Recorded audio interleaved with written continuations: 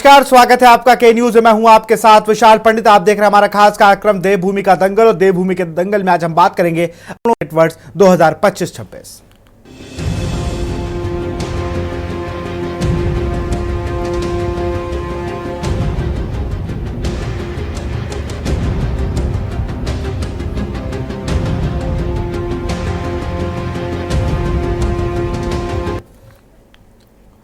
उत्तराखंड सभा के बजट सत्र के तीसरे दिन धामी सरकार ने अपने दूसरे कार्यकाल का चौथा बजट पेश कर दिया। विकसित उत्तराखंड के लक्ष्य के साथ सदन में सरकार ने बजट पेश किया। धामी सरकार ने वित्तीय वर्ष 2025-26 में कुल प्राप्तियां लगभग रुपए 1,34 करोड़ 75 लाख का बजट पेश किया है। सरकार ने बजट में गरीब के महिला वर्ग को विशेष प्रावधान किया है। सरकार ने बजट को ऐतिहासिक बताया है, जबकि विपक्ष ने बजट को निराशाजनक बताया है।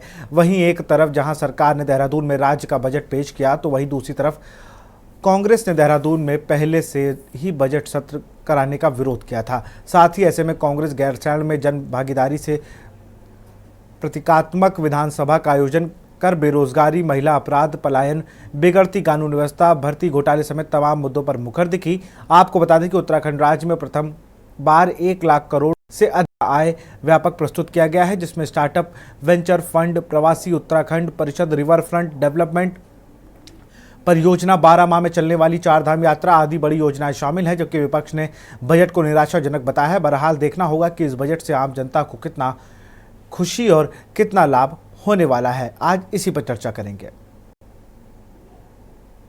धामी सरकार ने अपने दूसरे कार्यकाल का बजट पेश कर दिया है। विकसित भारत विकसित उत्तराखंड के लक्ष्य के साथ सरकार ने बजट पेश किया।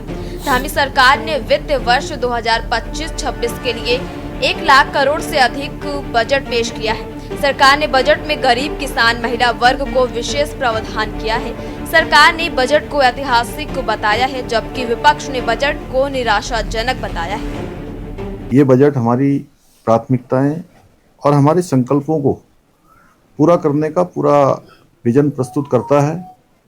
और हमारी सरकार की जो अर्थ को लेकर, वित्त को लेकर जो रोड मैप है, जो भविष्य की योजनाएं हैं, उसको भी प्रस्तुत करता है। ये हमारे लिए अत्यंत गर्व का विषय है कि राज्य निर्माण के इस रजत जयंती वर्ष में हमारे राज्य का जो बजट का आकार है, वो उसने 1 लाख करोड़ को पार किया है, जो पिछले वर्ष की तुलना में लगभग 13% अधिक है। और 2001 और 2 के हमारे पहले बजट की तुलना में, जब पहला बजट राज्य स्थापना के बाद प्रस्तुत हुआ था, उससे यह बजट हमारा 24 गुना अधिक है। हमने इसमें इकोलॉजी, इकोनॉमी, इनोवेशन, इंक्लूसिव और सस्टेनेबल डेवलपमेंट के साथ साथ टेक्नोलॉजी और अकाउंटेबिलिटी के व्यापक फ्रेमवर्क को ध्यान में रखते हुए इस बजट को बनाया है। इस बजट में हमने वेंचर फंड की स्थापना की है, जिसमें रिवर फ्रंट डेवलपमेंट योजना, प्रवासी उत्तराखंड परिषद का गठन, स्मार्ट सिटी के अंतर्गत इलेक्ट्रिक बसों के संचालन, खेल विश्वविद्यालय की स्थापना, होमगार्ड कल्याण कोष का गठन, पुलिस कर्मों के उत्साहवर्धन हेतु रिवॉल्विंग फंड की स्थापना जैसी अनेक नई पहलों को इसमें सम्मिलित किया है। ये बजट हमारा नमो अर्थात नवाचार, आत्मनिर्भर उत्तराखंड, महान विरासत व ओजस्वी मानव संसाधन की थीम पर आधारित है। मुझे प्रसन्नता है कि बजट में राज्य के समावेशी समग्र विकास के लिए ज्ञान अर्थात गरीब, युवा, अन्नदाता एवं नारी कल्याण को केंद्र में रखा गया है। विशेष फोकस इन 4 जो हमारे सेक्टर हैं, गरीब, युवा, अन्नदाता एवं नारी को प्राथमिकता में रखा गया है। वहीं विपक्ष ने बजट पर सवाल खड़े किए।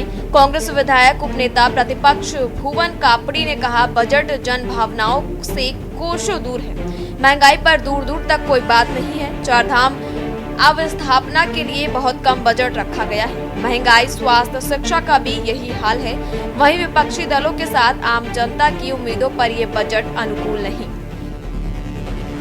आज का जो बजट भारतीय जनता पार्टी ने पेश किया है, उस बजट में जो सबसे मूलभूत चीज है महंगाई पर कैसे नियंत्रण किया जाएगा, उस बारे में कहीं पर भी कोई जिक्र नहीं है।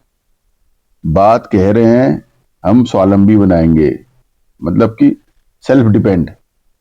आज जो हाल है, सरकार कह रही है कि भाई आप सेल्फ डिपेंड रहो, कानून कुछ नहीं कर पाएगा। देखिए, बजट सत्र पे निगाहें सभी दलों की थी और उत्तराखंड क्रांति दल भी इसी एक दल में है। ये सोच रहा था कि बहुत जल्द उत्तराखंड के लिए ये धामी सरकार कुछ नया करेगी, जिसमें सबसे पहले तो ये मांग थी बड़े दिनों से कि वो यहाँ पर एक सशक्त भू कानून और मूल निवास की बात भी करेगी। मूल निवास को छिपाकर, पूरी तरह से छिपाकर एक सशक्त भू कानून की बात इन्होंने कही है, लेकिन उसमें भी विषमताएं हैं। क्या किया है, क्या नहीं किया है, उसके पूर्वानुमान तक भी किसी को पता नहीं है। इसी श्रृंखला में बजट भी, सेम बजट की भी बात है। आज तक हमने देखा है कि जब भी बजट शुरू होता था तो बजट की एक सुर्खियां या बजट का एक हाईलाइट होता था कि इस बार के बजट में ये होने जा रहा है। जबकि उत्तराखंड का बजट के पिछले 17 तारीख बजट शुरू होने से पहले कई चैनलों पर जब उनके प्रवक्ताओं से पूछा गया तो वो ये कह रहे हैं कि हम कोई भविष्य वक्ता नहीं है जो बजट को पहले बता दें। इसका मतलब बजट का जो पिटारा है वो 17 तारीख रात 12 बजे को बनता है और 18 तारीख की तैयार करके 20 तारीख को पटल पर खोला जाता है। ये बहुत बड़ा दुखद है। बजट में कई क्षेत्रों में करोड़ों का प्रावधान। MSME उद्योगों के लिए 50 करोड़, मेगा इंडस्ट्री नीति के लिए 35 करोड़, स्टार्टअप उद्यमिता प्रोत्साहन के लिए 30 करोड़, UJVNL की 3 बैटरी आधारित परियोजनाएं मार्च 2026 तक पूरी होंगी। मेगा प्रोजेक्ट योजना के तहत 500 करोड़, जमरानी बांध के लिए 625 करोड़, सौंग बांध के लिए 75 करोड़, लखवाड़ के लिए 285 करोड़, राज्यों के लिए विशेष पूंजीगत सहायता के तहत 1500 करोड़, जल जीवन मिशन के लिए 1843 करोड़, नगर पेयजल के लिए 100 करोड़, अनुसूचित जाति बहुमूल्य क्षेत्रों के विकास के लिए 60 करोड़, पूंजीगत मद में लोनीवी को 1267.70 करोड़, PMGSY के तहत 1065 करोड़, नागरिक उड्डयन विभाग को 36.88 करोड़, लोनीवी में सड़क अनुरक्षण के लिए 900 करोड़। कुल मिलाकर उत्तराखंड में लोकसभा चुनाव से पहले बजट सत्र पर सियासत गर्मा गई है। कांग्रेस ने सत्र के दौरान सदन में सड़क सत्ता पक्ष को घेरने की कोशिश की है।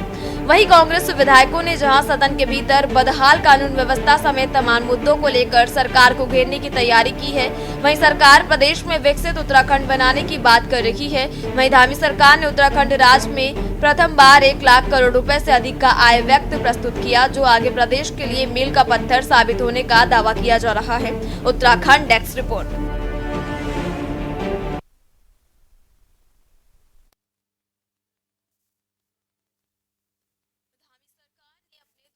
इस पर चर्चा के लिए हमारे साथ कुंवर जपेंद्र सिंह है, प्रदेश प्रवक्ता है बीजेपी का, आशीष सैनी है प्रदेश प्रवक्ता कांग्रेस, और दीपक रावत है केंद्रीय प्रवक्ता यूकेडी से, और शिव प्रसाद सेमवाल हैं राष्ट्रीय जनता पार्टी से, और मनोज ध्यानी है शास्त्री। सबसे पहले मैं आशीष सैनी का रुख करूंगा।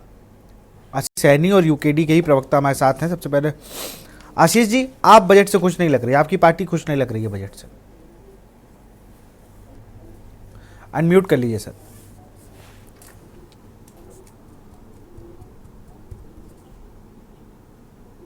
आपकी आवाज हम तक नहीं आ रही है।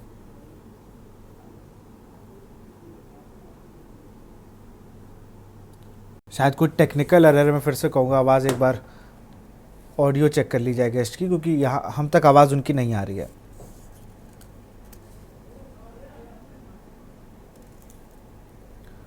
दीपक रावत जी, आपको मेरी आवाज़ आ रही है? हाँ विशाल जी, आ रही है, आपकी आवाज़ आ रही है जी। आशीष जी, सुन पा रहे हैं आप हमें? आपको सुन पा रहा हूं, लेकिन आपकी आवाज नहीं, मेरी आवाज नहीं जा पा रही। अब आ रही है आपकी आवाज़, अब आपकी आवाज़ हम तक आ रही है। जी जी जी, पहले मैं ही अपनी बात रख लूं। हाँ, मैंने आप ही सवाल किया, आप इस बजट से कुछ, आपकी पार्टी, आप लोग खुश नजर नहीं आए क्या? कुछ और चाह रहे थे आप इस बजट से? क्योंकि सरकार तो कह रही है कि खजाना खोल दिया, पहली बार ऐसा बजट आया है।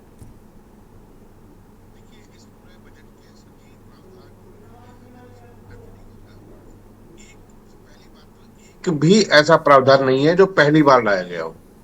बजट में कोई घोषणा शामिल नहीं है, क्योंकि मुझे लगता है किसी राज्य में चुनाव नहीं है तो शायद मुख्यमंत्री को जरूरत भी नहीं है। दूसरे, मुख्यमंत्री ने कहा कि पहली बार 1 लाख करोड़ का बजट पास हुआ।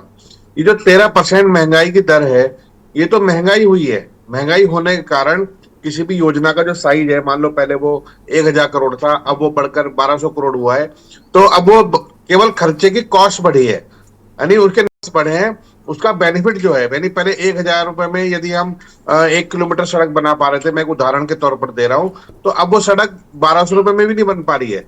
यानी सरकार ने उसके लिए बजट रखने की जरूरत नहीं समझी है। दूसरा, बजट की जरूरत कहां पड़ती है? बजट की जरूरत पड़ेगी शिक्षा में, चिकित्सा में, इंफ्रास्ट्रक्चर में और नई योजनाओं के लिए। नई योजनाएं क्योंकि इनके पास है नहीं, तो ये लाएंगे कहां से? और जो चिकित्सा, शिक्षा और स्वास्थ्य में क्षेत्र में और इंफ्रास्ट्रक्चर में जो बजट बढ़ाना था, इन्होंने जैसे पीडब्ल्यूडी को पैसा दिया फाइनेंशियल उसके लिए, क्योंकि अब चीजें महंगी हुई है, निर्माण से भी महंगी हुई है, तो इसलिए उसका साइज बढ़ाया कि उसके लिए कोई अलग से अरेंजमेंट नहीं है। तो उत्तराखंड राज्य जो सीमांत राज्य आज 25 साल पूरे कर रहा है, उसके डेवलपमेंट के नाम पर इनके पास कुछ नहीं है, कोई नई योजना शामिल नहीं है। जो योजनाएं जैसे 20 करोड़ रुपए का फंड ये बता रहे हैं कि उसके मतलब लोन के नाम पर देंगे, वो सब चीजें लैप्स होकर वापस चली जाएंगी और कुछ नहीं कर पाएगी। मुझे आश्चर्य है कि राज्य के मंत्री जिस समय बजट में बहस करते हैं, उस समय उन्होंने मात्र 2 दिन का समय रखा राज्यपाल के अभिभाषण पर बात करने के लिए। वो कम से कम 4 दिन का होना चाहिए और इसी बजट सत्र पर सोमवार को सत्र चलाकर मुख्यमंत्री को जवाब देना चाहिए। सरकार पिछले 3 बार से लगातार भाग रही है, अब भी भाग रही है, और सरकार इसलिए भागती है क्योंकि सरकार का जो पिटारा है वो खाली है और केवल अर्थव्यवस्था का जो साइज बढ़ रहा है, केवल उसी पर अपनी पीठ थपथपाकर खुश है। तो कहने के लिए और करने के लिए कुछ है नहीं, बिल्कुल शून्य बजट है। एक तरह से कुल मिला के पिछले बजट को आगे बढ़ा दिया गया है, थोड़ा सा साइज बढ़ा है, उस पर ये लोग खुश हैं। राज्य के हित के लिए कोई ऐसी योजना जैसे प्रीपेड मीटर लाए जा रहे हैं, यानी लोगों को लूटने की तैयारी चल रही है, लेकिन इन्होंने बिजली की दरें सस्ती करने की बात नहीं की, जबकि हम ऊर्जा प्रदेश हैं। मैं 2-3 उदाहरण और दूंगा। जो बड़े शिक्षण संस्थान है हायर एजुकेशन के, उनकी फीस चाहे वो सरकारी संस्थान हो या कोई भी, लगातार बढ़ाई जा रही है।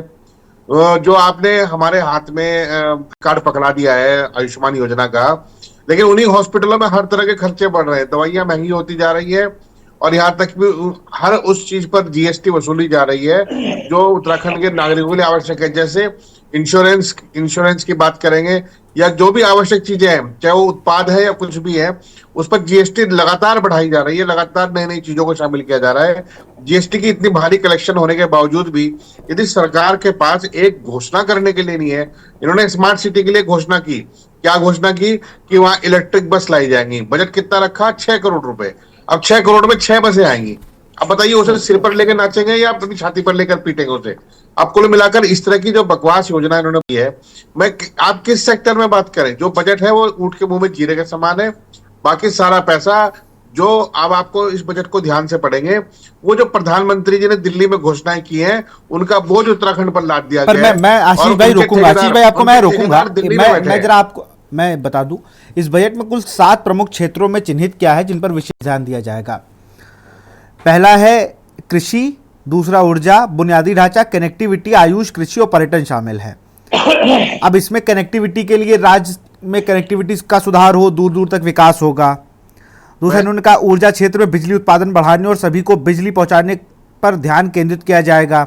इंफ्रास्ट्रक्चर और विकास में सड़क, पुल और अन्य जरूरी सुविधाएं बेहतर होंगी। आयुष और पर्यटन को बढ़ावा देकर रोजगार के नए अवसर पैदा किए जाएंगे।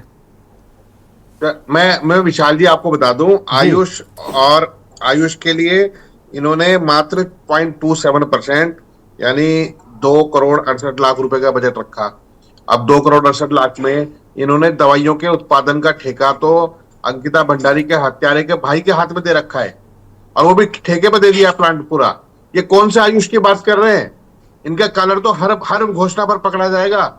इन्होंने, आपने कहा कि इन्होंने कृषि विकास के लिए किया, क्या उत्तराखंड में कृषि के जो उत्पाद हैं उनका एमएसपी देने के लिए तैयार है ये सरकार, जब किसान आंदोलनकारी हैं? तो एमएसपी की बात इन्होंने नहीं की, और जो कृषि विभाग पूरा केवल बड़ी बड़ी कंपनियों की दवाई बेचने में व्यस्त लगा है, सारा बजट उन्हीं दवाइयों में एडजस्ट किया जा रहा है। तो आप बताइए ना कि वहां के भ्रष्टाचार में ही तो ये बजट के बढ़ाया गया है। कृषि विकास के नाम पर या तो कृषि उपकरणों के ऊपर जो पहले छूट दी जाती थी वो छूट दी जाए, कृषि उपकरण से लेकर कृषि के जो बीज हैं, या फिर फसलों के विपणन के लिए जो बोर्ड बनाया है वो अपनी खुद के रिवेन्यू से चलता है, में सरकार का 1 रुपए का योगदान नहीं, बल्कि सरकार उल्टा मंडी शुल्क बढ़ा रही है, वसूल रही है इनसे। तो मंडी शुल्क वसूला जा रहा है लेकिन सुविधाएं घटाई जा रही है। मंडी की स्वायत्ता को समाप्त करके भाजपा के लोगों को जिस तरह से चेयरमैन बनाकर बिठा दिया है, केवल उनकी सेवा में लगे हुए।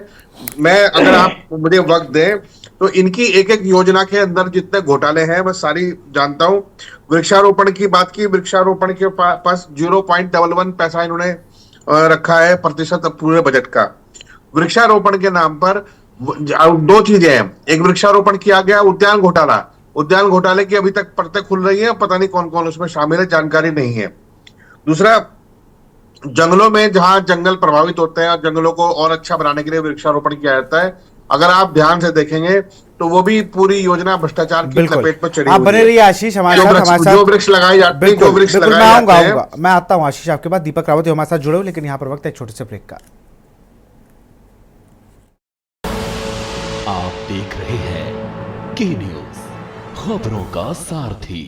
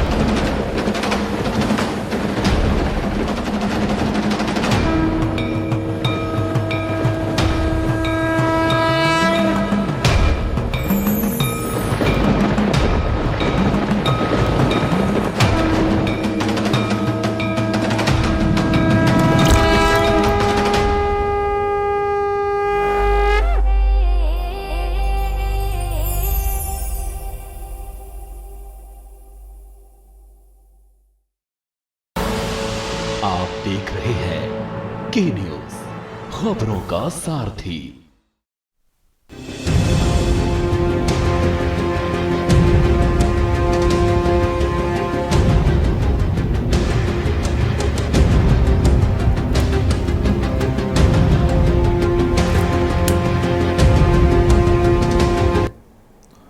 ब्रेक के बाद आपका स्वागत। सीधे रुक करते हैं यूकेडी के प्रवक्ता आज दीपक रावत जी हमारे साथ मौजूद हैं, और भाजपा के भी कुंवर जपेंद्र सिंह आ चुके हैं हमारे साथ। बहुत बहुत स्वागत है। और शिव प्रसाद सेमवाल जी भी हैं, अध्यक्ष आरआरपी राष्ट्रीय रीजनल पार्टी के। लेकिन सबसे पहले मैं यूकेडी का रुख करूंगा और फिर और मनोज ध्यानी जी भी हमारे साथ थोड़ी देर में जुड़ेंगे। सबसे पहले दीपक रावत जी, यूकेडी का क्या रुख है इस बजट के बाद? क्योंकि मलिन बस्तियों की आप बात उठाते हैं ना, तो मलिन बस्तियों के लिए भी एक योजना लेकर आई है यार, जो प्रस्ताव है वो पारित कर लिया गया है। देखिए, सरकार मलिन बस्तियों को एक तरफ तो तोड़ने का अध्यादेश की तलवार लटकी हुई है, जिसपे अभी भी चल रहा है कि शायद उस अध्यादेश की अवधि बढ़ाई जाए। और एक बहुत स्पष्ट प्रश्न मैं पूछना चाहता हूं आज के बजट में। ये भारतीय जनता पार्टी का नवा बजट है, जहां तक मेरा ख्याल है, 8वां या 9वां है। क्या कारण है कि पिछले 8 वर्षों के लगातार बजट से उत्तराखंड की कृषि की जो स्थिति है वो बद से बदतर हुई है, बदली नहीं है। हर साल आप कृषि के उसमें आते हैं। क्या कारण है कि आज भी 8 साल में इनकी सरकार हो चुके हैं, कृषि का वो रोल हमारी आय के रूप में उत्पन्न नहीं हो पा रहा है, जिसके लिए लगातार पिछले 8 साल से बजट में पैसा दिया जाता है। ये मैं सिर्फ कृषि की बात कर रहा हूं। ऊर्जा की बात में उसकी बात में आऊंगा। ऊर्जा प्रदेश कहा जाता है, पिछले 8 साल से बजट आ रहा है। क्या कारण है कि हर साल बिजली की दरें बढ़ती जा रही है। जहां दूसरे प्रदेश के मुख्यमंत्री फ्री बिजली के वादे करते हैं, अभागा प्रदेश है हमारा, यहाँ के लोगों को फ्री बिजली तो छोड़िए, हर साल बिजली की बढ़ी हुई दरों का तोहफा भारतीय जनता पार्टी देती है, पिछले 8 साल से लगातार दे रही है। रोजगार की बात करें तो मैं पूछना चाहूंगा कि कितने लोगों को पिछले वर्ष के इन्होंने रोजगार दिलाया, कितने लोगों को स्वरोजगार के तहत इन्होंने काम दिलवाए, कितने स्थानीय लोगों की बात कर रहा हूं मैं, विशेष रूप से याद रखिएगा विशाल पंडित जी। तो ये जो चीजें हैं बजट में कहीं भी आपको नजर नहीं आएगी। ये सिर्फ आय के स्रोत बता रहे हैं, व्यय के स्रोत बता रहे हैं। पर मैं आपके माध्यम से विशाल जी पूछना चाहूंगा कि राज्य की आय के स्रोत पिछले 8 वर्षों से इन्होंने पूंजीगत ढांचे में जो बदलाव करे हो उसका विवरण हमें दे दें। हमें बता दें कि पिछले 8 वर्षों जब से भारतीय जनता पार्टी सत्ता में है तब से बात कर रहा हूं, ये बता दें कि पिछले 8 वर्षों में इस सेक्टर में हमने वृद्धि करी है और अब हम और वृद्धि करना चाह रहे हैं, चाहे वो कृषि का सेक्टर हो, पूंजीगत ढांचे में हो, किसी भी क्षेत्र में हो। एक बार ये विवरण प्रस्तुत कर दें ताकि हम संतुष्ट हो जाए कि हाँ ये सरकार जो लगातार विकास के दावे कर रही हो वो धरातल पे वही है। लेकिन क्या कारण है कि स्थिति बिल्कुल बद से बदतर हो रही है इस प्रदेश की। और हाँ, लगातार बजट हमारा बढ़ता जा रहा है। पिछली बार 15.5% बढ़ा था, इस बार 13.5% बढ़ के आ रखा है। और हमारे मुख्यमंत्री जी वाहवाही लूट रहे हैं कि हमारा जो बजट है वो 1 लाख से ऊपर निकल गया है। 1 लाख से ऊपर निकलेगा, हर साल महंगाई बढ़ेगी, लेकिन उसका फायदा यहाँ के जनमानस को क्यों नहीं मिल पा रहा है? ये विषय जरूर है विशाल जी, मैं आपके माध्यम से पूछना चाहूंगा। चलिए, मैं ज़रा राष्ट्रीय रीजनल पार्टी के भी जो सवाल हों, शिव प्रसाद जी जरा आप भी कर लीजिए, फिर मैं बीजेपी के पास और शास्त्री के पास चलूंगा। बड़ा सवाल ये है कि बजट का आकार तो बढ़ाया जा रहा है, लेकिन ये नहीं देखा जा रहा है कि हम हर महीने बाजार से कितना कर्ज ले रहे हैं। हर महीने लगभग 500 करोड़ रुपए का कर्ज ले रहे हैं। ऐसा बजट बढ़ा के भी क्या फायदा है? आपका पैसा जा कहां रहा है? आयुष्मान योजना के नाम पे उत्तर प्रदेश सरकार ने 26 करोड़ की आबादी में सिर्फ 6 करोड़ लोगों को आयुष्मान का लाभ दे रखा है। और उत्तराखंड खाला का घर बना हुआ है। यहाँ के टैक्स पेयर का पैसा, पूरा का पूरा पैसा जो है उत्तर प्रदेश के जो राशन कार्ड धारक हैं यहाँ आए हुए, उनके इलाज में जा रहा है।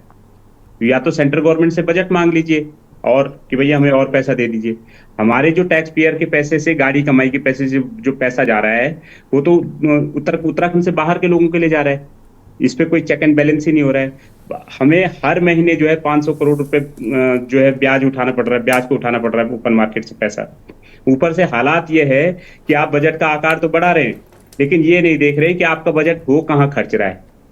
एक सड़क खुद रही है तो 6 बार खुद रही है, कभी गैस के नाम पे, कभी पानी के नाम पे, कभी सीवर के नाम पे, कभी किसी और नाम पे, कभी चौड़ीकरण के नाम पे, कभी मरम्मत के नाम पे, और हाल उसके वही 6 महीने से ज्यादा कोई सड़क टिकती नहीं है। तो बजट का आकार बढ़ाने से ज्यादा बेहतर होता कि आप इनकम के स्रोत बढ़ाते। हाई कोर्ट बार बार आपको डांट लगा रहा है कि भाई खनन की चोरी क्यों नहीं रोक रहे हो, इस पे सीसीटीवी लगाओ, इस पे ये लगाओ, इस पे ड्रोन कैमरे लगाओ, उस पे आप कुछ नहीं रोक रहे हो। आबकारी में जो अगर प्रशासन जो है मतलब अवैध रूप से जो बार संचालित हो रहे हैं उन पे रोक की कार्रवाई कर रहा है, तो ऊपर से जो है आप प्रशासन पे डंडा कर दे रहे हो, उनके गनर वापस ले रहे हो, उनके फैसले पलट दे रहे हो। ये क्या बात है? मतलब जहां से 2 पैसा आना है वहां पे तो आपने पूरा, मतलब जहां से मछलियां निकलनी है वहां तो आप लगा रहे हो बुझाड़ा। तो इससे तो राज्य की माली हालत और खराब होगी ना। आप बजट का आकार बढ़ाते जाइए, उससे क्या फर्क पड़ेगा? उससे आप और उधार करते जाओगे। ज्यादा बेहतर ये होता है कि सरकार ये बताती कि भाई इस बार आप जो है कितना उधार लौटा रहे हो। सरकार ये कभी बताती है किसी को कि हमारे जो कुल बजट का कितना पैसा केवल उधार चुकाने में जा रहा है? ब्याज में, उधार भी नहीं, ब्याज चुकाने में जा रहा है जो उधार लिया हुआ पैसा हमने। हमारे एक पैदा होने वाले बच्चे पे जो कल पैदा होगा उस पे कितने हजार करोड़ रुपए का कर्ज होगा के बता रही है सरकार। तो वर्ल्ड बैंक से कितना पैसा उधार में दिया जा रहा है, उसका कहाँ खर्च हो रहा है? कोई लेखा जोखा है? सेंट्रल गवर्नमेंट जितना पैसा देती है, आप एक लाइन का यूसी दे देते हो, यूसी देते नहीं हो। कितने प्रोजेक्ट्स हैं जिसमें आपने यूटिलाइजेशन सर्टिफिकेट ही नहीं दिया? सेंट्रल गवर्नमेंट से जो पैसा हमें अनुदान के रूप में आना था 90:10 के अनुपात में जो आ रहा था, वो आपके कर्मों के कारण, कारस्तारियों के कारण आना बंद हो गया, कम हो गया। उसका बजट बढ़ाओ ना। यहाँ पे छाती पीट रहे हो कि हमने पहली बार 1 लाख करोड़ बजट जो है पार कर गया है। क्या उपलब्धि है? आप उपलब्धि तब होती जो 90:10 के रेशो में हमें सेंट्रल गवर्नमेंट से अनुदान मिलता है, उसको बढ़ाते आप। वो तो कम हो रहा है, आप उनको खर्चा बता नहीं पा रहे हो, खर्च कर नहीं पा रहे हो, सही खर्च कर नहीं पा रहे हो। रोज आपके ब्यूरोक्रेट वहां डांट खा रहे हैं। आने वाली जो अगली वाली किस्त है वो कम होती जा रही है। कई प्रोजेक्ट बंद हो गए। त्रिवेंद्र रावत जी के टाइम पे एनसीआरबी के द्वारा 3000 करोड़ रुपए का प्रोजेक्ट शुरू हुआ था। बड़े फुल पेज अखबारों में विज्ञापन दिया गया था। उधर से काशीपुर में उसका लॉन्चिंग हुई थी। आज प्रोजेक्ट बंद हो गया। अरे जिससे फ्री फंड का पैसा आना है सेंट्रल गवर्नमेंट से, उसका तो तुम काम कर नहीं रहे हो, ऊपर से ओपन मार्केट से पैसा उठा रहे हो, खनन में धांधली कर रहे हो, हाई कोर्ट की नहीं सुन रहे हो, आबकारी विभाग के। शिव प्रसाद जी, मैं रोकूंगा, समय की बात है, आप सब मेरे साथ बने रहिए। इसका मैं बीजेपी का रुख करूंगा, लेकिन यहाँ फिलहाल वक्त है एक छोटे से ब्रेक का।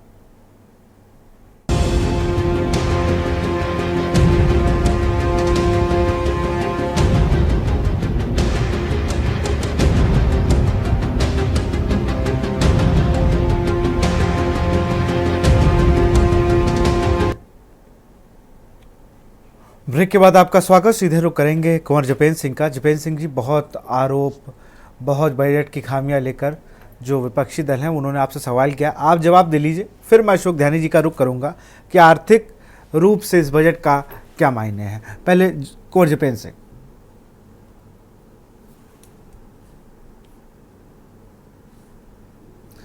जपेंद्र जी अनम्यूट कर लीजिए, आपको सुन पाए हम। इस विकास पूरक बजट में भी राजनीति को तलाश करना और राजनीतिक बयानबाजियां करना, ये उत्तराखंड के विपक्ष का एक शगल सा बन गया। सरकारों का काम होता है कि विकास पूरक बजट लाए, उस बजट के बाद उसके क्रियान्वयन को लेकर, विकास के कार्यों को लेकर उन्हें आगे बढ़ाए। अभी हमने सभी वक्ताओं को सुना कि प्रदेश के ऊपर इतना कर्जा हो गया है, सरकार यहां से ले रही है, सरकार वहां से ले रही है, तो हम इसे इस तरह से इन्हें समझ लेना चाहिए कि जैसे परिवार का एक कोई बड़ा सदस्य होता है जिसके ऊपर पूरे परिवार की जिम्मेवारी होती है, तो निश्चित तौर पर वो अपने परिवार की जरूरतों को पूरा करने के लिए सबको सबसे सहयोग की आशा करता है और उस अपने कर्तव्य का निर्वाह करता है। तो इसी तरह सरकार जो है वो पूरे प्रदेश के अंदर, चाहे योजनाओं के माध्यम से या आपको विकास की दृष्टि से या जनता के जो हमारे रेवेन्यू शेयरिंग फॉर्मूलाज हैं उसकी दृष्टि से आमदन को बढ़ाती है। और अनेकों सेक्टरों से, अभी बहुत से सेक्टरों का यहाँ पे जिक्र किया गया, सभी सेक्टरों में पहले से आमदन को बढ़ाया गया है। अब इंफ्रास्ट्रक्चर बढ़ रहा है, प्रदेश में आबादी का दबाव बढ़ रहा है, प्रदेश में खर्चे बढ़ रहे हैं, लेकिन सरकार तो वो सब कर रही है ना। चाहे सरकार कर्जा लेके कर रही है, अपनी आमदन बढ़ा के कर रही है, ये एक अलग विषय हो सकता है। लेकिन इस विकास पूरक बजट में जिस तरह से योजनाओं का खाका खींचा गया और उन योजनाओं को आगे बढ़ाने का ईमानदारी से यत्न किया जा रहा है, अगर विपक्ष उसमें भी राजनीतिक मायने तलाशता है, उसमें भी कमियां ढूंढने का प्रयास करता है, उन कमियों को राजनीतिक एजेंडा बनाने का प्रयास करता है, तो इससे समझा जा सकता है कि उत्तराखंड के अंदर विपक्ष का जो मानसिक स्तर है वो कहां पे जाकर स्टैंड करता है। तो निश्चित तौर पर एक विकास पूरक बजट लाया गया है। इस बजट के माध्यम से आने वाले समय में चाहे हम योजनाओं का खाका देखें, अपने प्रदेश के विकास का खाका देखें, उसे धरातल पर उतारकर इस विकासशील राज्यों को विकसित राज्य की दृष्टि को स्थापित करने की दृष्टि से एक ईमानदार प्रयास किया जा रहा है और इसके नतीजे पूर्व में भी सामने आए हैं और आगे भविष्य में भी सामने। एक सवाल और मेरे मन में है जपेंद्र जी, मैं अन्यथा मत लीजिएगा, बिजली को लेकर आप लोग क्या कुछ तैयारी है? मेरा ये सवाल है बिजली को लेकर। मैं जब भी कभी भी उत्तराखंड आता हूँ तो ये सवाल होता है कि हम बिजली उत्पादक हैं और बताओ यार बिजली यहाँ पे इतनी महंगी है, हम दूसरे राज्यों को दे रहे हैं तब भी। इस पर अगर कुछ आपने, और प्रीपेड मीटर का विरोध लगातार हो रहा है, और प्रीपेड मीटर का विरोध लगातार चाहे जहां जहां गवर्नमेंट है आपकी। श्रीकांत शर्मा इकलौते ऐसे यूपी की, मैं थोड़ा सा आपको बता दूं, जब प्रीपेड मीटर लग रहा है श्रीकांत शर्मा सबसे पहले अपने यहाँ लगवाया और सबसे पहले उसका विरोध किया था। ऊर्जा मंत्री जब वो थे 2017 से 22 तक उन्होंने इसका विरोध किया था, क्योंकि प्रीपेड मीटर में और उत्तराखंड में जिस तरीके से प्रीपेड मीटर लगाने की बात है, तो इसके लिए भी जनता के मन में भ्रम बहुत है, कई भांतियां हैं। निश्चित तौर पर विशाल जी, ये एक बहुत एक भारी यज्ञ प्रश्न उत्तराखंड के सामने खड़ा हुआ था, जिसे सरकार ईमानदारी से हल करने का प्रयास कर रही है कि ऊर्जा प्रदेश होने के बावजूद हम अपने प्रदेश के उपभोक्ताओं को, आम उत्तराखंड वासियों को सस्ती बिजली कैसे दें। निश्चित तौर पर इस योजना के ऊपर काम चल रहा है और बहुत जल्द ही इसकी घोषणा भी होगी और प्रदेश वासियों को सस्ती बिजली बजट आज जारी कर रहे हैं, घोषणा बाद में करेंगे। एक उत्तराखंड ऊर्जा प्रदेश होने के नाते अपने दायित्व का निर्वाह करने जा रहा है, जो पूर्ववर्ती सरकारें नहीं कर पाई। निश्चित तौर पर भारतीय जनता पार्टी की सरकार इसे करने जा रही है और भविष्य में इसके सुखद पहलू निकलकर सामने आने वाले हैं। चलिए, अब मैं मनोज ध्यानी जी का रुकूंगा। मनोज ध्यानी जी, पॉलिटिकल बातें हो गई, जरा आप जनता को क्या कुछ मिल रहा है, जनता क्या आस लगा के बैठेगी है? कहा तो कह दिया गया रोजगार भी है इसमें कृषि के लिए भी है। इस पूरे 1 लाख से ज्यादा का बजट है, आप कैसे देख रहे हैं एज अ अर्थशास्त्री? पहले तो सभी जितने भी पैनलिस्ट हैं, मैं सभी को अपना अभिनंदन करता हूँ, अभिवादन देता हूँ। बहुत महत्वपूर्ण विमर्श होता है जब बजट के ऊपर हम बात करते हैं। संस्कृत में एक शास्त्रों में एक श्लोक है, गृहमटन भिक्षु शिक्षते नातु याचते, के आगे उसमें कहा जाता है अदत्ता मृक्षु मा भूतत्वा त्वं तदृशो भवा, कि जो भिक्षुक होता है वो जब भिक्षा मांगता है तो वो ये संदेश दे रहा होता है कि आप मेरी तरह मत बनना, मतलब एक भिक्षुक की तरीके से मत, याचक मत बनना, आपका हाथ देने वाला होना चाहिए, मांगने वाला नहीं। हम रजत जयंती वर्ष में है राज्य निर्माण के, और जिस हिसाब से आप राजस्व प्राप्तियों का अगर वो देखें कितना हमारा जो बजट से हमारे को मिल रहा है, अगर उसकी टोटलिटी का आकलन करें तो आप देखेंगे कि उसमें 38,000 करोड़ से ऊपर अभी भी ऋण और देनदारियों से उत्तराखंड को अपना खर्चा चलाना पड़ेगा। ये दुर्भाग्य का विषय है। इसका मतलब सरकार कुछ प्रगति कर नहीं पाई है। हमारा हाथ अभी देने वाले नहीं बने, भिक्षुक के रूप में, याचक के रूप में बंधे हुए हैं, और वित्त मंत्री को आ भी नहीं रहा है। अरे, और जब आपका ध्यान सड़कों में लड़ने में लगा रहेगा तो बहुत संभव है कि आपका ध्यान सही जगह जाएगा नहीं। वित्त बहुत गंभीर विषय है। जो हमारी कर राजस्व से हमारे को मतलब 40,000 करोड़ रुपया, लगभग 39,917 करोड़ रुपया कर राजस्व से हम प्राप्त करेंगे, जो कर वगैरह हम जीएसटी के माध्यम से दूसरे तरीके से राज्य को प्राप्त होते हैं। और जो गैर कर राजस्व है वो 22,622 करोड़ के आसपास हमारे को मिलेंगे।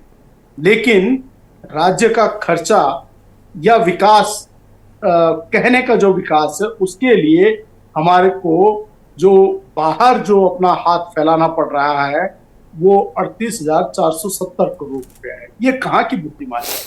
जब और कौन सा विकास? मुझे पिछले सालों में लगातार राज्य के ऊपर कर्जा बढ़ा है और ब्याज उसके ऊपर हमारी देनदारी बढ़ी है। हमने हासिल क्या किया, क्या प्राप्त हुआ है?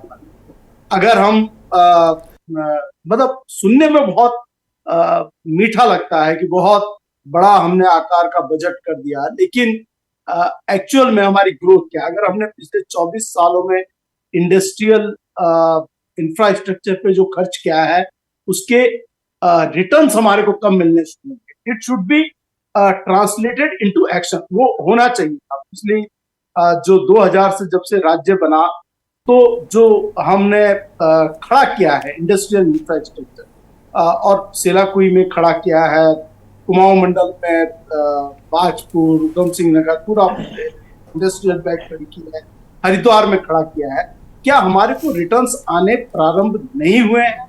ये प्रश्न है। अगर हमने कुंभ पे, कांवड़ पे, केदारनाथ में, बद्रीनाथ में, चारों धामों में इंफ्रास्ट्रक्चर पर बहुत अच्छा काम किया है, तो what are the returns that are coming to us? मतलब that has to be translated. अगर हम ये 38,470 करोड़ का एक्स्ट्रा अगर अपने ऊपर कर्जा लेंगे तो इसकी क्या वायबिलिटी होगी कि हमारे को जो इसके बाद, क्योंकि हमने उस कर्जे को भी लौटाना होगा, उसके ब्याज को लौटाना होगा, तो उसके एवज में ऐसा तो कम से कम होना चाहिए एक व्यापारिक दृष्टिकोण से, क्योंकि व्यापारिक दृष्टिकोण से अगर सोचेगा राज्य तो 38,470 करोड़ में कम से कम 20% हमारी एक्स्ट्रा जनरेशन होनी चाहिए।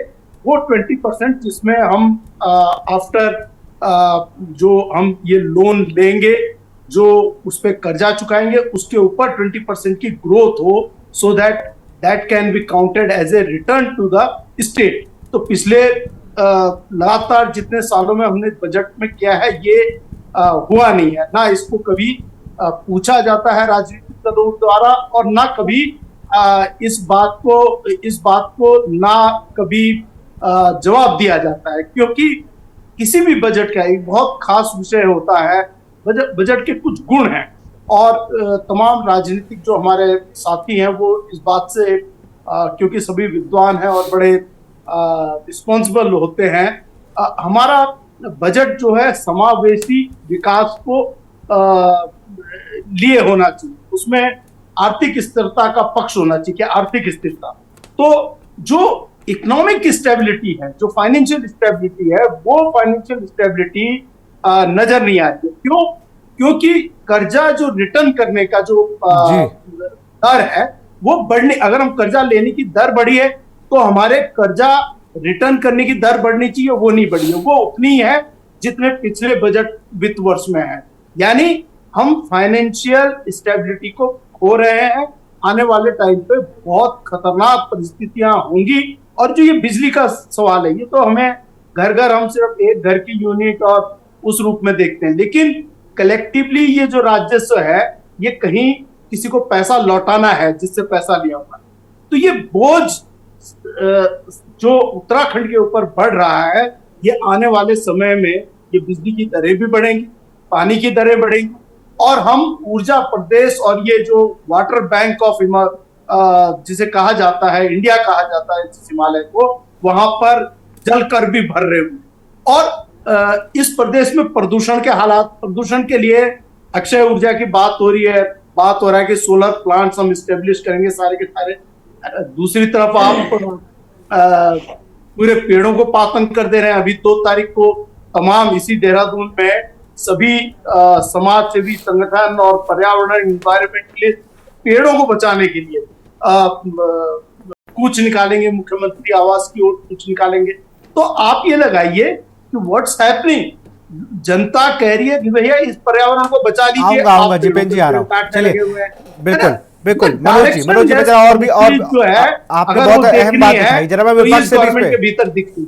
जी बिल्कुल, जल्दी से जपेन जी 2 मिनट के अंदर अपनी बात को पूरा कर, फिर मैं कांग्रेस का रुख करूंगा।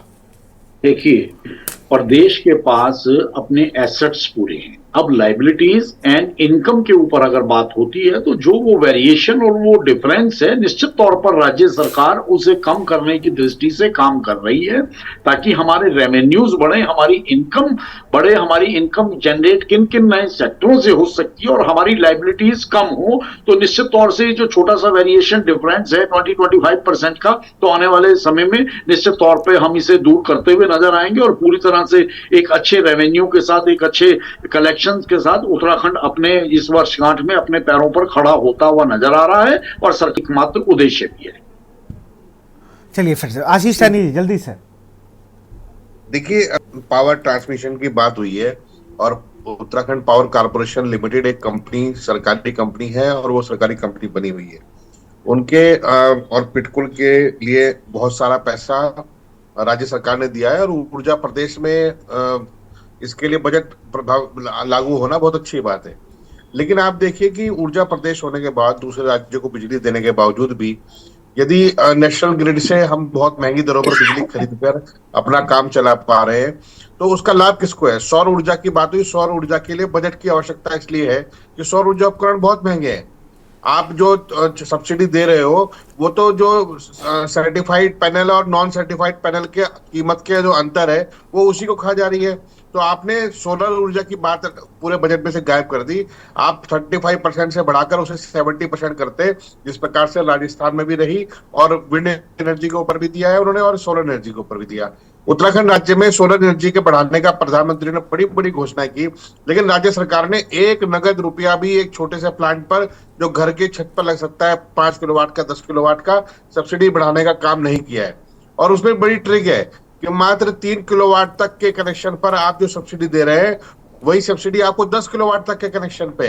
बल्कि आपको तो कोशिश करनी चाहिए थी कि ऊर्जा बचाने के लिए जो बड़े उपभोक्ता है, जो 5 किलोवाट से अधिक की बिजली उपयोग करते हैं, उनके लिए सोलर ऊर्जा मस्ट कीजिए। सरकारी भवनों में सोलर ऊर्जा प्लांट लगने थे, कहाँ लगाए आपने? तो उन सब के लिए ना तो बजट बनाया, ना बजट का प्रावधान बनाया। दरअसल क्या है कि सरकार पूरी तरीके से, मैं आपको केवल इसलिए नहीं कि हम विपक्ष में बैठे हैं, वास्तव में ये सरकार बिल्कुल लुंज पुंज है, डीरेल हो चुकी है और पूर्ण बहुमत और ट्रिपल इंजन के नीचे दब चुकी है। अब इस सरकार पे करने और कहने के लिए कुछ नहीं बचा। इसीलिए हमें बड़ा दुख है कि आज उत्तराखंड जैसे तरक्की करने वाले राज्य में आज एक ऐसा बजट नहीं है जिसमें कम से कम आलोचना के 2 शब्द भी हम कह लेते। अगर आप किसी योजना में लाते, कोई योजना, सब गायब, अंधेरे में बिल्कुल। सिर्फ लेखानुदान पारित कर दिया और मुख्यमंत्री ने अपनी पीठ थपथपा दी कि मैंने 1 लाख करोड़ को पार कर लिया है। आप बैठे रहिए ऐसे ही हाथ पे हाथ रखकर, अगली बार आप 1,10,000 करोड़ को भी पार करेंगे, अगली बार उससे पार करते रहेंगे, महंगाई बढ़ती रहेगी, उत्तराखंड लुटता रहेगा और आप केवल हिंदू मुसलमान का चूर्ण चटाकर जबरदस्ती सत्ता में बैठते रहिए। चुनाव आयोग से तमाम गड़बड़ियां कराइए, फर्जी वोट बनवाइए और फिर देश को लूटने के लिए तैयार रहिए।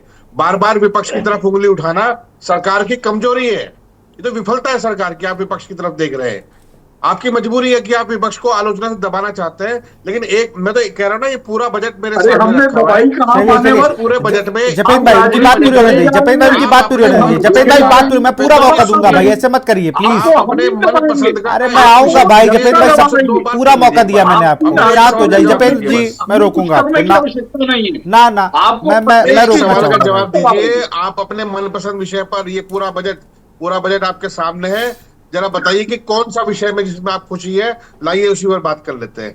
आप उद्यान घोटाला कर चुके हैं, आप आयुष की बात कर रहे हैं, आयुष के नाम पर आपने मैं आपको केवल एक उदाहरण दे दूं कि एक अस्पताल जो पिछले 12 साल से जर्जर हो चुका है, आयुष का हॉस्पिटल, और अब वो आप उसके लिए बजट नहीं आपके पास 10, 20, 50 लाख रुपए का, और आप बातें कर रहे हैं बड़ी बड़ी। मुझे आश्चर्य होता है कि आयुष मंत्री के रूप में जिस प्रकार से निशंक ने काम किया, वो योजना गायब है। मैं तो आपकी सरकार की बात कर रहा हूँ। रमेश पोखरियाल निशंक तो आपकी सरकार के है ना, भाजपा के नेता है। आयुष विभाग में जो मांग और जो योजनाएं उनकी थी, क्या वो लागू हुई है? इतना ही बता दीजिए जब वो मुख्यमंत्री थे। आप किस विषय पर बात करें? इंफ्रास्ट्रक्चर पर जो हाईवे केंद्र सरकार बना रही है, राज्य सरकार ऑन स्क्रीन बजट पर काहे राजनीति करके अपने आप को। चलिए मैं रोकूंगा, मैं जाए यूकेडी के प्रवक्ता के पास चलूंगा, मैं यूकेडी के प्रवक्ता के पास चलूंगा, प्लीज आप दोनों को, मैं आप दोनों को रोकूंगा, मैं आप दोनों को रोकूंगा। रुक जाइए भाई, और लोगों को चर्चा में शामिल कर लीजिए। ऐसे उत्तराखंड का विकास सदन में भी ऐसे ही बात होगी क्या? फिर अगर आप दोनों लोग सदन में चले जाए तो हमें लगता है बजट पेश ही ना कर पाए वित्त मंत्री। आपसी में आप लोग हर मुद्दे पे जवाब एक दूसरे को देते रहेंगे। अगर इतना झूठ परोसेंगे, इतना भ्रमित करने का प्रयास करेंगे, बजट कैसे? चलिए आपका भी आप सच जान लेंगे ना। मैं ये थोड़ी कह रहा हूँ, मैं रोक रहा हूँ, मैं दूसरे को भी शामिल कर रहा हूँ। जपेंद्र भाई मैं खुद रोक रहा हूँ। अगर समय की बाध्यता है, देखिए भाई साहब, समय की बाध्यता है बस, इसलिए मैं और फिर आपके पास फिर आ जाऊंगा। आपने जब मनोज ध्यानी जी की बात कहा तो मैंने आपको समय दिया, मैं समय सबको दे रहा हूँ। दीपक रावत जी। विशाल जी, एक सवाल का जवाब अभी भी भारतीय जनता पार्टी के प्रवक्ता नहीं दे रहे हैं। 2024-25 के बजट में और अब 24 के बजट में जो मूल्यांकन किया है, जो बजट पेश किया है, ऐसा कौन सा सेक्टर है जिसमें राज्य ने वृद्धि करी है? ये बता दें जरा। ये बता दें कि पिछले साल की अपेक्षा इस साल 8 साल का, मैं तो 8 साल का रिकॉर्ड पूछ रहा हूं उनसे। वही मैं कर रही, मैं तो 8 साल का रिकॉर्ड पूछ रहा हूँ। एक सेक्टर बता दे जिसमें राज्य ने वृद्धि करी है, हम मान लेंगे कि राज्य ये विकास हो रहा है राज्य का। चलिए पूछ लीजिए इनसे, बताइए हम सुनेंगे। पिछले 8 वर्षों में पर्यटन की दृष्टि से, इंफ्रास्ट्रक्चर की आंकड़ों में बात करिए। आपको उत्तराखंड में नजर नहीं आया? आपको आंकड़ों में बात करिए, आंकड़ों में। बजट आंकड़ों से चलता है। की योजना आज उत्तराखंड के पर्वतीय जिलों में कामयाबी के आंकड़ों से चलता है, जुमलों से नहीं चलता। जवाब तो ले लो भाई, जवाब दीपक भाई जवाब ले लो, प्लीज जवाब ले लो। ऐसा मत करो, नहीं हो पाएगा, कुछ पता नहीं चलेगा आपको। लाभ लेते हुए पूरी कामयाबी से आज क्या बोला? क्षेत्रों में कामयाबी आंकड़ों से चलता है, जुमलों से नहीं चलता है। डेवलप करने में सहायक हुए और आप लोगों को 8 वर्षों कुछ नहीं किया, झूठ बोल रहे हैं। तो भाई ये आंखों में बंधी हुई पट्टी उतारो।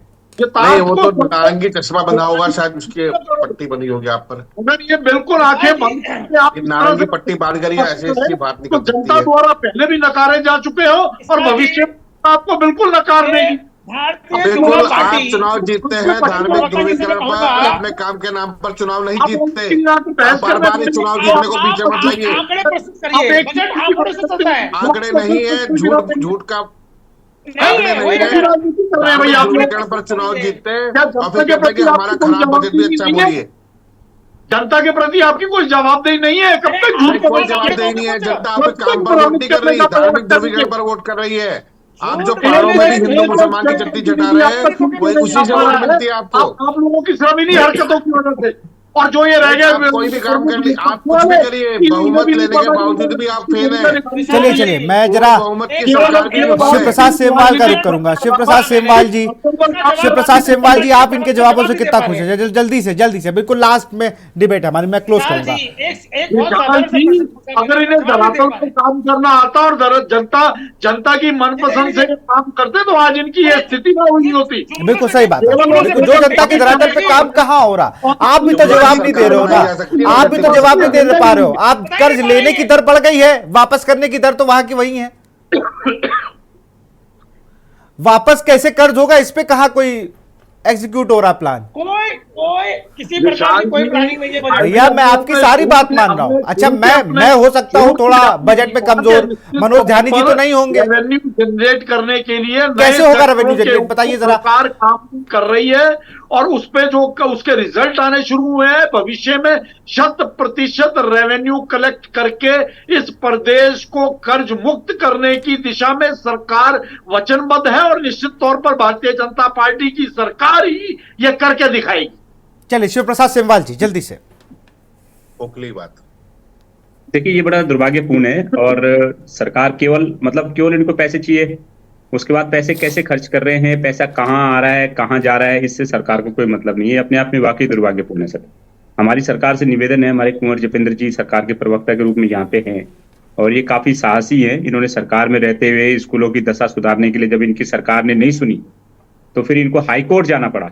उसमें सरकार ने इनको नोटिस भेजा, फिर वो भाई भारतीय जनता पार्टी ने इनको नोटिस भेजा कि भाई संगठन की मतलब सरकार तुम्हारी है और तुम खुद हाईकोर्ट जा रहे हो, हमारे पास क्यों नहीं आ रहे हो? उन्होंने कहा भाई तुम सुनते ही नहीं हो।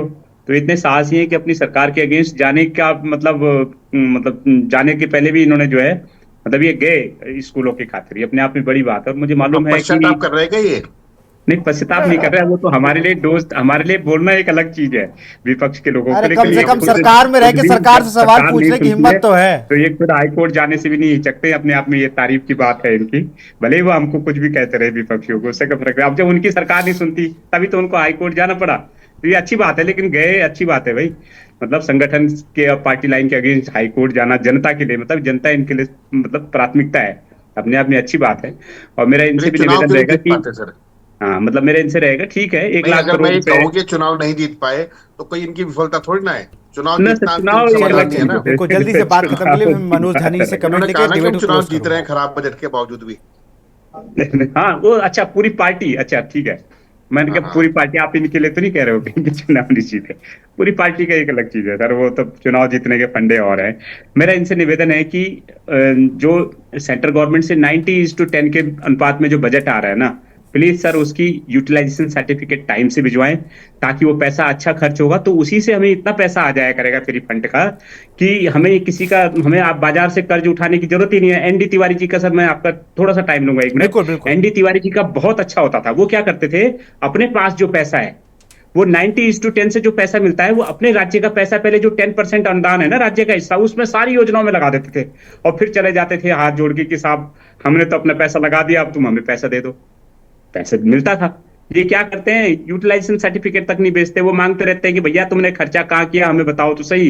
यहाँ का कोई सेक्रेटरी देने को तैयार नहीं है। शिव प्रसाद जी आपकी बात काट रहे हैं, निश्चित तौर पर आपका बहुत अच्छा सुझाव है और आपका सुझाव निश्चित तौर पर ये सरकार तक बिल्कुल जाना है और जो अच्छी चीजें हैं उसे भारतीय जनता पार्टी की सरकार ने हमेशा एक्सेप्ट करा है। अच्छे सुझावों के साथ हमेशा सरकार कदम ताल मिलाकर चली है और जो अच्छे सुझाव है उनका स्वागत है और निश्चित तौर पर उस दिशा में सरकार आगे कदम बढ़ाएगी। माननीय मुख्यमंत्री जी की संज्ञान में ये सब चीजें हैं कि भविष्य में हमें हम सब उत्तराखंडवासी उत्तराखंड को एक विकसित राज्य बनाने की दृष्टि से काम कर रहे हैं और हम चाहते हैं कि हमारा प्रदेश एक विकसित राज्य बने। तो कई चीजें ऐसी होती हैं, बजट जैसे महत्वपूर्ण विषय ये सिर्फ राजनीति का विषय नहीं होते, ये निश्चित तौर पर अच्छे सुझाव। राजनीति अगर इस पे होने लगेगी ना जपेन जी, मैं आपको अब रोकूंगा, जपेन जी मैं रोकूंगा।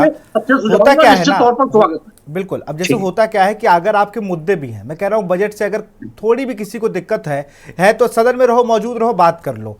ऐसे दिक्कत क्या होगी कि आप अलग बजट बता रहे हो, बजट को समझने के लिए वहां पे होना मौजूद है वहां पर, और मैं कहता हूं सदन में रह के विरोध करने में ज्यादा अच्छा है आप सदन के बाहर अगर हैं। कांग्रेस को काम कर जरूर रही, कांग्रेस के मूल मुद्दे उठा रही है वो भी, लेकिन बजट सत्र में जिस तरीके से कांग्रेस को ने कहा कि इन चीजों पर ध्यान होना चाहिए, मुझे लगता है इसको विरोध की तरह ना देख के एक सुझाव की तरह ले कि आप बजट में इन सब चीजों को एग्री करते हैं। सोमवार को मुख्यमंत्री जी जवाब दे दें। जहां जो मूलभूत बदलाव होने हैं, जहां हमें लगता है जहां अच्छे सुझाव हैं, चाहे वो हमारे पक्ष के साथियों के हों चाहे विपक्ष के साथियों के हों, निश्चित तौर पर उन्हें ईमानदारी से स्वीकार किया जाता है और जिन बदलावों की आवश्यकता है निश्चित तौर पर उन बदलावों को बदलने की दृष्टि से सरकार और माननीय मुख्यमंत्री संजीदगी के साथ आगे बढ़ रहे हैं। ये आपको आने वाले वर्षों में नजर आए। चलिए, बिल्कुल अच्छी है और शुभकामनाएं हैं कि इस विकासशील जो बजट पेश हुआ है ये उत्तराखंड के विकास में लगे, उत्तराखंड पूरे भारत में जो उसकी सभ्यता है, जो संस्कृति, उसको और आगे तक बढ़ाए। मनोज ध्यानी जी से फाइनल कमेंट लूंगा, फिर डिबेट क्लोज करते हैं। मनोज जी, देखिए, मैं अभी भी, आपने अभी कहा विकासशील बजट नहीं, टोटल बजट जो है मोर देन 1 लाख करोड़ का जो पेश किया हुआ है, इसमें से 63,000 करोड़ रुपया हमें राजस्व और गैर राजस्व से प्राप्त हो रहा है, लेकिन इसका 50% से ऊपर हिस्सा हमें कर्ज लेना पड़ रहा है इस बजट के आकार को इतना बड़ा दिखाने के लिए। ये बहुत बड़ा भारी, एक तरीके से आप ये समझ लीजिए, अगर ये पहाड़ है तो पूरा अगर उत्तराखंड है तो आधा उत्तराखंड टूट रहा है, इतना बड़ा आकार है। इसको समझने की कोशिश करिए। दिस इज बहुत बड़ी एनोमली है एंड इस गवर्नमेंट के पास या किसी भी आने वाली गवर्नमेंट के पास ऐसा कोई मैकेनिज्म नहीं होगा कि वो एकदम इतने रेवेन्यूज को विकसित कर दे कि बहुत बड़ा हम इन पैसों को लौटा दें। आने वाला पीढ़ी जो है, आने वाली पीढ़ी पे बहुत बड़ा कर्जा आप पहले डाल चुके हैं और इस बार के बजट के बाद जो हालात होने वाले हैं that will be out of control. ये मेरा प्रेडिक्शन है, यहाँ पर आप देख लीजिएगा। एंड मैं आज नहीं, आज से 4 वर्ष बाद इन्हीं तमाम पैनलिस्ट, 4 वर्ष का समय दे रहा हूं, और कुंवर जपेंद्र जी से मैं व्यक्तिगत रूप से ये सवाल करूंगा कि जो उस दिन हमने बोला था उस पर आपने क्यों नहीं ध्यान दिया। मैं व्यक्तिगत रूप से पूछूंगा, मैं सार्वजनिक रूप से नहीं पूछूंगा। क्यों आप डिफेंड कर रहे हैं बजट? आप के अंदर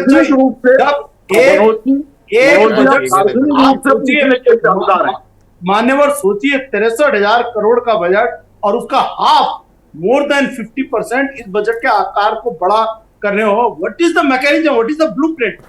आप ब्लूप्रिंट तो दीजिए कि कैसे लौटाएंगे, वो ब्लूप्रिंट है ही नहीं आपके पास। और हम कह रहे हैं समावेशी है, विकासवादी है, बढ़ जाएगा, इससे क्या बेनिफिट?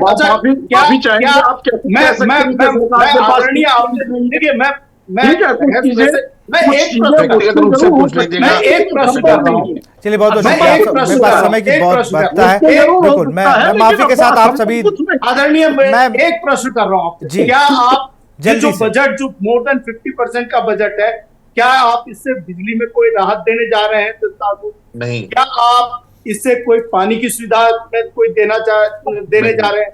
क्या आप इससे शिक्षा की कोई बहुत अच्छी व्यवस्था लाने वाले हैं? क्या आप इससे स्वास्थ्य में कुछ बहुत गुणात्मक सुधार करने वाले हैं? आप कौन सा वेलफेयर मेजर लाने वाले हैं? शुक्रिया मनोज जी, मेरे पास बिल्कुल समय नहीं। कुंवर जी बहुत बहुत शुक्रिया, आप सबका बहुत बहुत शुक्रिया आपसे जुड़ने के लिए, डिबेट को खास बनाने के लिए। तो फिलहाल देवभूमि के दंगल में आज हम बात करें जो आज बजट पेश हुआ, 1 लाख से ज्यादा का ये बजट, 1 लाख करोड़ से ज़्यादा का ये बजट है। अब देखना होगा उत्तराखंड की जो विकास की बातें हैं वो धरातल पर जब उतरती हैं तो कितना विकास होता है। और सबसे बड़ी बात, जो बिजली पानी के लिए उत्तराखंड की मूल समस्याओं को लेकर विपक्ष हमलावर था, उस पर क्या होता है। तो फिलहाल इस कार्यक्रम में इतना ही। देखते रहिए के न्यूज़ इंडिया। नमस्कार।